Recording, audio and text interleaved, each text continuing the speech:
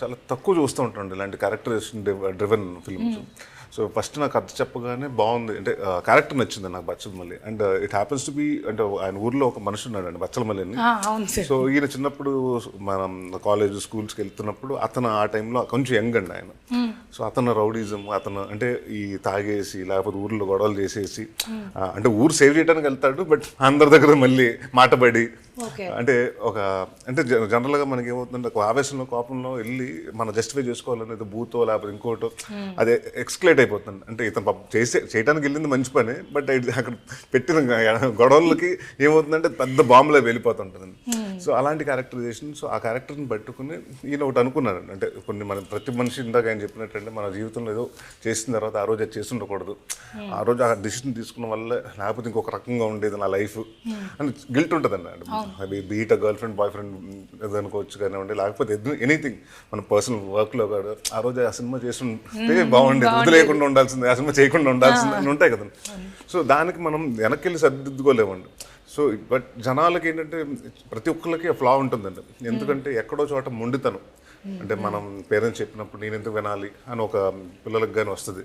So అంటే వినకపోతే ఏమవుతుంది, వింటే ఏమవుతుంది.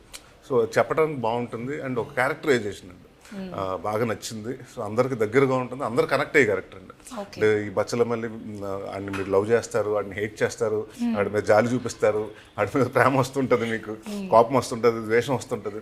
సో ఒక మనిషి ఎన్ని ఎమోషన్స్ అయితే మనం లైఫ్లో ఫేస్ చేస్తుందో అన్ని ఎమోషన్ ఈ క్యారెక్టర్లో ఉంటుంది.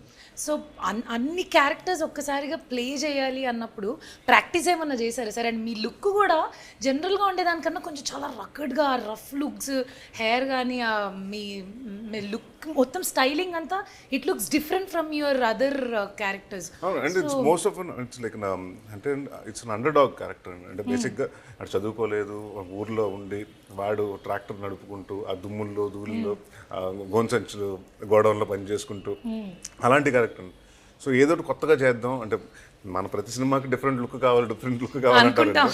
సో మేము ఫస్ట్ అనుకున్నప్పుడు ఫుల్ గడ్డం పెంచి చేద్దాం అని అనుకున్నప్పుడు ఈకేమో తన ఐడియా అండి, లెన్సులు పెడదామండి బాగుంటుంది, కొంచెం హెయిర్ కూడా బ్లీచ్ చేసి ఒక కలర్ చేస్తే బాగుంటుంది, రెగ్యులర్గా బ్లాక్ అయిపోతుంది కదా, కొంచెం కొత్తగా టోన్ చేద్దామని మీ స్టార్టెడ్ ఇట్ అండి. ఒకసారి చేసి చూసుకున్నాం, బాగా అనిపించింది, ఇంకా అలా కంటిన్యూ చేశారు.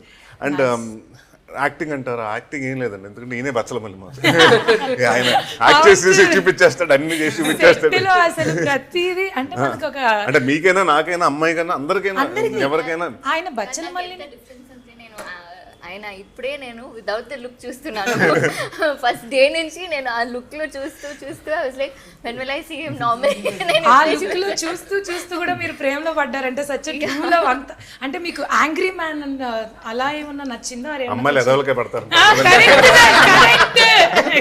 నేను కరెక్ట్ అని నేను ఒప్పుకుంటున్నాను, ఎదవలని కాదు సార్, మిక్స్